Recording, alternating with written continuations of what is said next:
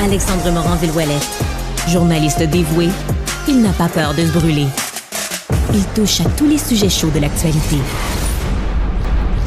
C'est une lettre ouverte assez intéressante, merci, qui a été publiée dans les pages de la presse où on parle de Star Trek. Pourquoi? Ben parce qu'on parle surtout de science-fiction, d'anticipation, des technologies qui sont apparues tout d'abord au petit, au grand écran, dans des livres, puis qui finissent par se matérialiser dans notre vie. Là, c'est qu'il y en a beaucoup qui se sont réalisées de ces technologies-là, puis il y en a peut-être d'autres qui s'en viennent avec la montée de l'intelligence artificielle. Pour en parler avec moi, Éric Vaillancourt est formateur chez Technologia, consultant en intelligence artificielle, mais surtout l'auteur de cette lettre. Les auteurs de Star Trek avaient-ils raison?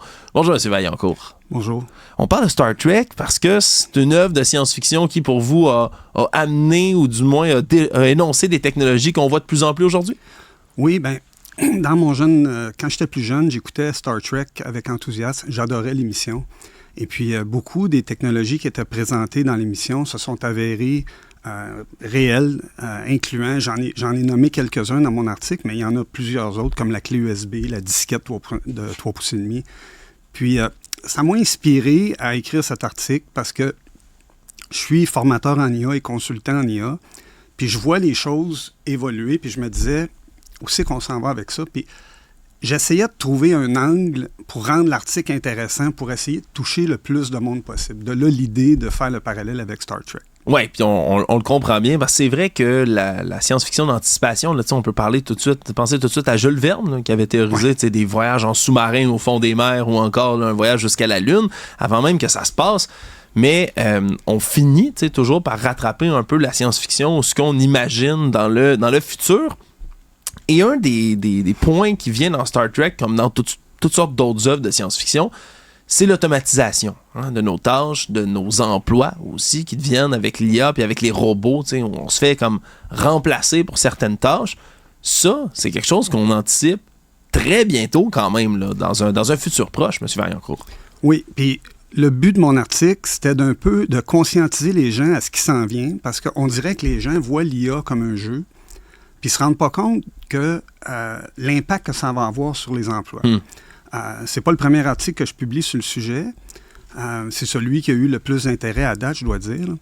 Et puis, on est dans une société où le système est basé sur la consommation.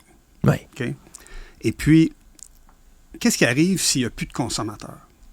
Okay? Le but de mon article, c'était de souligner, si l'automatisation remplace de plus en plus d'emplois, bien, à un moment donné, il y a des emplois qui vont se perdre. Oui, il y en a des emplois qui vont se créer, effectivement.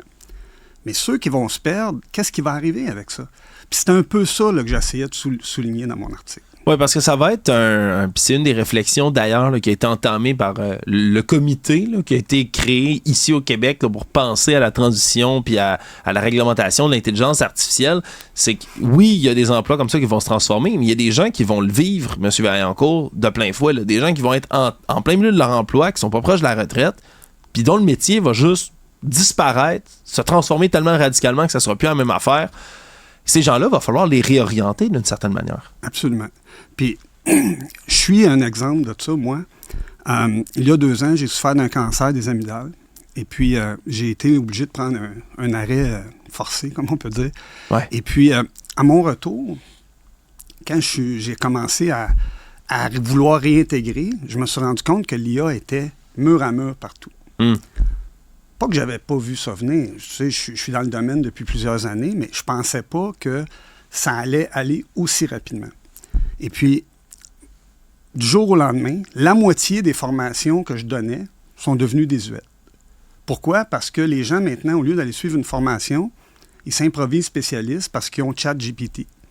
Puis, dans mon cas, ce qui est arrivé, moi, je me suis réorienté. J'ai eu la chance de pouvoir me réorienter en IA. Je me suis dit, je vais prendre le taureau par les cornes, puis je vais m'instruire moi-même. Mais c'est pas tout le monde qui va avoir cette chance-là. C'est ça. Fait qu'à ce moment-là, il faut commencer à y penser au niveau étatique. Vous croyez-vous, M. Vaillancourt? Faut que la société le prenne à bras-le-corps, ce problème-là? Oui. Moi, je pense que nos gouvernements ont une responsabilité parce que, je veux dire, le gouvernement a une responsabilité entre l'équilibre social puis l'équilibre économique. Okay? Je veux dire, oui, on est dans une société où est-ce qu'on favorise l'enrichissement individuel, mais s'il n'y a plus personne qui consomme, je veux dire, il n'y aura plus personne qui va s'enrichir parce que le système est basé sur la consommation. Puis moi, c'est ça l'essence de mon article, c'est-à-dire, bien, pensez-y. Si vous n'arrêtez pas d'automatiser, bien, il va y avoir un effet. Puis là, moi, dans le fond, c'est un peu un cri de cœur en disant, bien, les gouvernements, mêlez-vous-en parce que il faut avoir des filets sociaux. Il faut parce qu'il va y avoir une marginalisation. Imaginez, là, tu sais, on l'a vécu un petit peu pendant la pandémie. Pourquoi vous pensez que les gouvernements ont dépensé autant d'argent? C'est parce qu'ils voulaient éviter une marginalisation d'une partie de la population. Tu sais, prenez, là, puis je porte pas de jugement, là, mais une famille monoparentale avec un enfant qui perd son emploi, qui est incapable de trouver du travail. OK? Qu'est-ce que vous pensez qui va arriver? Bien, c'est ça que j'essayais d'illustrer dans mon article. Bien, il y a des gens qui, normalement, n'auraient pas posé ces gestes-là, bien, pourraient se marginaliser parce que la nécessité est la mère de l'invention. À un moment donné, tu dois nourrir ton enfant. Puis, c'est pour ça que je dis que les gouvernements doivent se réveiller, puis doivent mettre des mesures de l'avant, au minimum démarrer la discussion. Je pense que l'idée du comité IA, c'est une bonne idée, mais tantôt, je vous entendais parler du CRTC qui, tu sais, savent pas... Dépassés par les événements. On va être gentil, là, je vais le dire poliment, sont dépassés par les événements. Bien, je pense que le gouvernement va être dépassé par les événements avec l'IA aussi. Tu sais, on a juste à regarder ce qui s'est passé avec SACLIC. Tu sais, ça en dit long sur...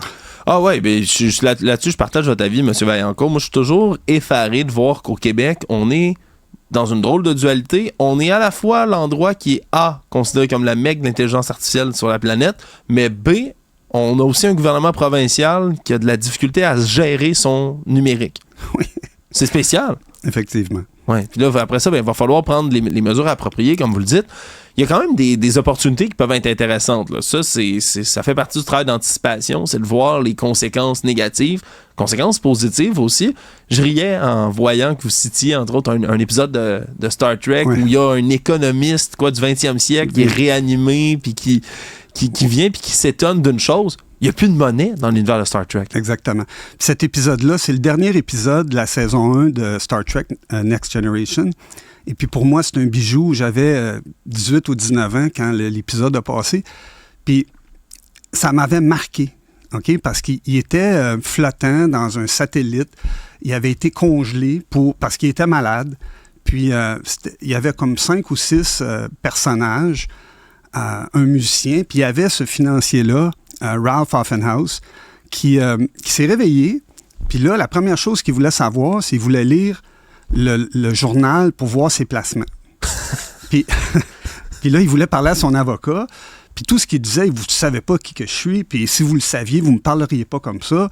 Puis finalement, quand le capitaine Jean-Luc Picard lui a expliqué, bien, la monnaie, ça n'existe plus, là. Aujourd'hui, on travaille pour le bien commun.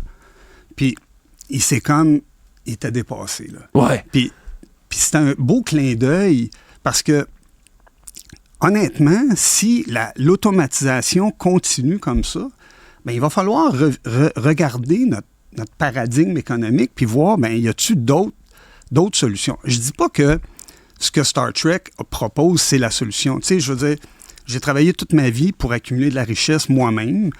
Puis, tu sais, je suis pas l'exemple idéal là, pour parler de ça. Mes amis diraient, qu'est-ce qu'il fait là à parler de bien-être, de prospérité globale. Puis le bien de la communauté. Mais, tu sais, moi, je suis devenu grand-père cette semaine, puis là, je regarde mon petit-fils, puis je me dis, hey, ça, c'est la société qu'on est en train de lui donner. Fait que je me suis dit, il faut que je fasse quelque chose. Puis c'est pour ça l'article. Puis le clin d'œil à Star Trek, ben c'était...